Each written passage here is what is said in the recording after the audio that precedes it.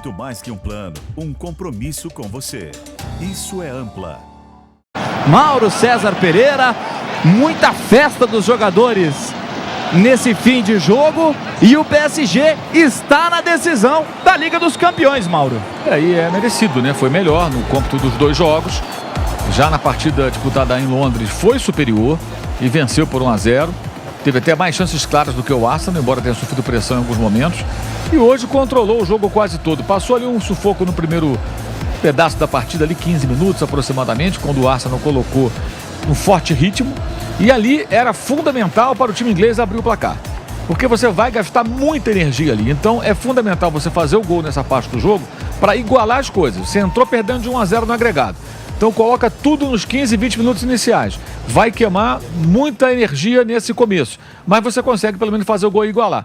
Não só não fez o gol, como aos 27 sofreu o gol. Aí ficou 2-0. Diante disso, mais difícil. Aí teve pênalti contra, né? Perdido o pênalti. E na sequência, fez o gol o Arsenal. Teve uma clara chance. Poderia, a partir desse gol, ter um pouco mais de possibilidade. E o PSG, de certa forma, conseguiu contornar a situação com muita segurança a maior parte do tempo.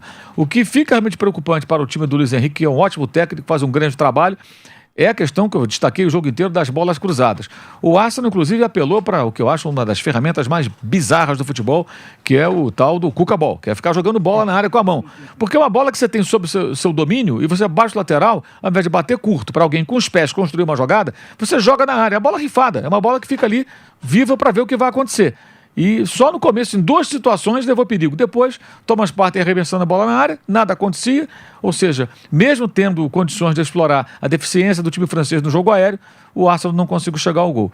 Foi bem o PSG e se expôs, tem defeitos defensivos importantes, que tem que ser corrigidos até o dia da final, mas mereceu chegar à classificação e enfileira assim 3 ingleses. Eliminou o Liverpool, o Aston Villa e agora o Arsenal. Você acha que o Luiz Henrique é um técnico subestimado, Mauro? Porque a UEFA está mostrando até bastante ele nesse pós-vitória do PSG e você citava ele agora há pouco no seu comentário. Queria ouvir você sobre especificamente essa figura que está aparecendo novamente na imagem, abraçando seus jogadores lá no Parque dos Príncipes. Eu acho que os 2 técnicos finalistas não são valorizados como merecem. Simone Inzaghi é excelente, Luiz Henrique não fica atrás. O trabalho que ele faz é muito bom. Teve uma questão na Copa do Mundo, que ele comandava a seleção da Espanha, que começou encantando a todos e depois acabou naufragando muito antes do tempo, foi eliminada. Mas, apesar daquele insucesso, foi um fiasco de fato relevante, não dá para ignorar a qualidade do seu trabalho, né? Ele montou um time coletivo num clube que, desde que foi comprado pelo Qatar e virou um novo rico do futebol internacional, pautava suas ações basicamente em contratações midiáticas, né? Alguns bons jogadores, uns ótimos jogadores e tal, e muitas contratações midiáticas. E foi justamente quando mudou isso, olha, não dá para... O Mbappé vai para o Real Madrid, que vá para o Real Madrid. O Neymar já foi lá para... Na época estava indo para a Arábia Saudita, né? Agora está aqui descansando no Santos. Tudo bem.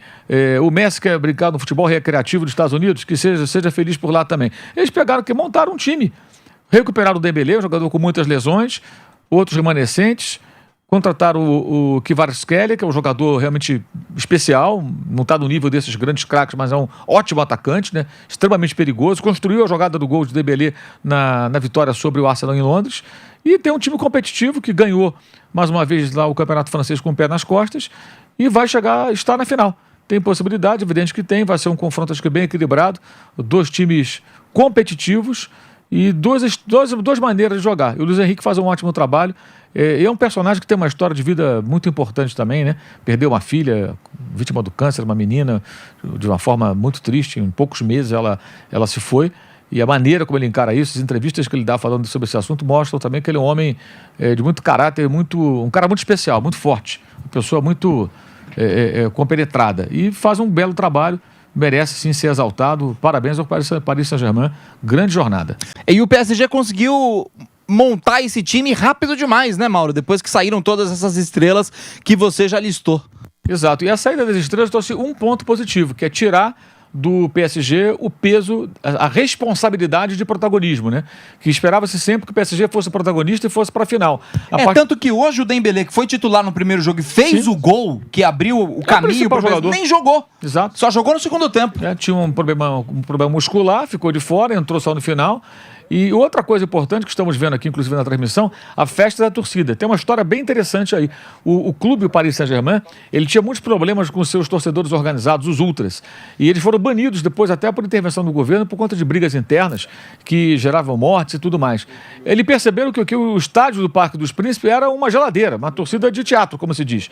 Então o que eles fizeram? Eles se reuniram com os torcedores, junto com as autoridades, definiram uma série de regras de comportamento, com punição para quem sair do trilho, digamos assim, e conseguiram devolver a atmosfera do estádio ao Parque dos Príncipes. Estamos vendo aqui agora as imagens, infelizmente não podemos mostrar, mas as pessoas vão ver nas redes sociais, quem não viu na televisão ou na transmissão pela internet. É uma grande festa, é uma festa com sinalizadores, com bandeiras. E foi uma festa que a gente não viu ontem, por exemplo. Exato. Né? Até porque... Claro, teve uma proporção grande de festa, mas não nessa proporção que a gente está vendo agora. Eles conseguiram... É como se eles tivessem ganhado o título. Exato, porque é importante para eles. É um clube jovem, fundado em 70, mas que tem uma torcida, já tinha a sua torcida antes de ser comprado pelo Qatar, que é o dono do clube, né? Falando português bem claro. Então eles conseguiram isso também. O estádio, ele pulsa, né? Como são os estádios franceses em geral. As torcidas francesas são muito engajadas e todo um trabalho que foi sendo feito. Foram errando muito dinheiro e pouco conhecimento, parecia, né? Vamos tentando. O dinheiro não compra tudo no futebol, né? Ele encaminha muito bem as coisas, mas tem que ter trabalho, tem que ter estratégia, e hoje parece que o PSG tem. E o Luiz Henrique acho que é a peça central disso tudo, né? Você vê que o Dembélé, um dos jogadores mais caros da história quando o Barcelona comprou, é um jogador que se desvalorizou, muitas lesões e tal, se recupera aí, então tem personagens importantes. E o Marquinhos é o grande líder, vibrando muito depois da conquista desta vaga na final, mas não está jogando bem, né? 2 lances importantes ali, o lance do gol, acho que ele falhou, e no começo ele perdeu uma disputa para o Declan Rice, que sai o gol do Arsenal ali, a história poderia ser um pouco diferente, ele como liderança técnica e espiritual do time, acho que precisa estar no nível um pouco acima para essa grande final, porque vai enfrentar um adversário poderoso, como mostrou ontem a Inter de Milão. E vai ser uma final, no mínimo, interessante, né? PSG e Inter de Milão, acho que não era, nos bolsões de aposta, né, Mauro? A final que muita gente deve ter escolhido. Mas vai ser interessante esse jogo, né? Primeiro pela campanha do PSG, segundo pelo o jogo que a Inter de Milão fez essencialmente contra o Barcelona na semifinal, né? Foram 2 times que jogaram, digamos assim, da maneira correta a Champions League dentro desse novo regulamento, que tem uma infinidade de times jogando pontos corridos, mas não é todo mundo contra todo mundo, e classifica 24. O importante é estar entre os 24. Depois o mando de campo nem é definido pela melhor campanha, tem outros critérios, e o PSG teve risco até de não se classificar, mas se inseriu no grupo, conseguiu a classificação e avançou. Você pega o Liverpool, que fez a melhor campanha, foi eliminado, e merecidamente, porque no confronto o Paris Saint-Germain foi superior ao campeão inglês e o eliminou. O Barcelona, também com campanha fortíssima, veio logo depois, também eliminado ontem pela Inter de Milão. O Arsenal também teve campanha muito boa, eliminado hoje. Então é importante nesse tipo de competição, que não tem mais os grupos, né? Que no grupo, como acontece na Libertadores, você tem um risco ali. De repente você fica em terceiro, você vai para a Liga Europa, não vai para lugar nenhum. Como você pode parar numa Sul-Americana ou fora, até de tudo, se você não for bem na fase de grupos da Libertadores, que é curta. Esse formato te permite a recuperação. E você não precisa fazer tanto esforço, você tem que ficar num bolo de 24 times. E tem alguns times ali que são realmente bem inferiores a esses mais relevantes do futebol europeu. Então, acho que jogaram da maneira correta. Você pode até concentrar esforços no seu campeonato, não direcionar tanta força à Champions League, ficar numa fase ali intermediária, se classifica e vai embora. Aí quando vem o mata-mata é outro papo. Aí a briga de cachorro grande não tem como vacilar, tem que ter muita atenção. Eu acho que eles souberam aproveitar bem essa possibilidade de recuperação que esse novo formato oferece. E chegam aí à final, né? Agora estou curioso saber quem vai jogar com o uniforme número 1, né? Que os dois usam o uniforme azul e preto, e azul e vermelho, azul escuro predominantemente, né? Então um deles vai ter que jogar de branco ou de outra cor, né? Aquele que não for o mandante, né? A UEFA deve definir isso aí já. Tem uma questão, é claro que nessa temporada nós vamos falar sobre o time dessa temporada, que é um time realmente muito coletivo. É um time que tem vários jogadores muito bons, mas não tem nenhuma grande estrela, que foi uma marca do Paris Saint-Germain nas últimas temporadas. Aliás, até antes de Neymar, Messi, Mbappé, já o Ibrahimovic era uma estrela, foi contratado com esse status, e outros jogadores, né? O Cavani, enfim, jogadores que chegaram com status de estrela. Nessa temporada, ninguém tinha esse status. Mas é um Paris Saint-Germain que ele está se aproximando de uma conquista que, independente das estrelas ou não, o Paris Saint-Germain ele chegou na sua 4ª semifinal em 6 anos. Ele chega a uma final, sua 2ª final. Então é um Paris Saint-Germain que está já há algum tempo entre os melhores times da Europa, porque tem dinheiro, né? Quem tem dinheiro acaba formando equipe. Aí tem um momento que um time não dá certo, outro dá, uma contratação de peso acaba não funcionando, às vezes uma contratação que você não esperava tanto funciona, e nessa temporada o time se encaixou muito bem, sem uma grande estrela, vários ótimos jogadores, um treinador que eu gosto bastante, que é o Luiz Henrique, um time com ataque muito rápido, um meio campo muito bom, mas foi se encaixando, foi chegando, cresceu no mata-mata e está numa decisão, mas é um time que tem se aproximado. Eu não concordo tanto e não estou falando de agora, que está na final, eu não concordo tanto com o Paris Saint-Germain é um fracasso esportivo. Acho que depende muito da perspectiva. Sim, o Paris Saint-Germain, ele acaba ficando com essa marca, porque ele joga uma liga nacional em que ele é muito dominante, porque ele tem muito mais dinheiro que os outros. A liga francesa é uma liga vendedora na Europa, os outros times da França vendem jogadores para outras ligas da Europa, o Paris Saint-Germain compra.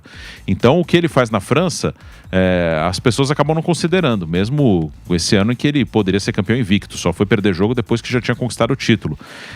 Mas o Paris Saint-Germain se colocou sim, já há um bom tempo, entre os melhores times da Europa. E aí é mata-mata, é uma questão das coisas darem certo, dos detalhes caírem para o lado do time francês, e nessa temporada tá dando certo contra o Liverpool. Poderia ter sido eliminado ali na decisão por pênaltis, não seria nenhum absurdo. Passou, e agora chega merecidamente na final, e acho que é uma final muito equilibrada.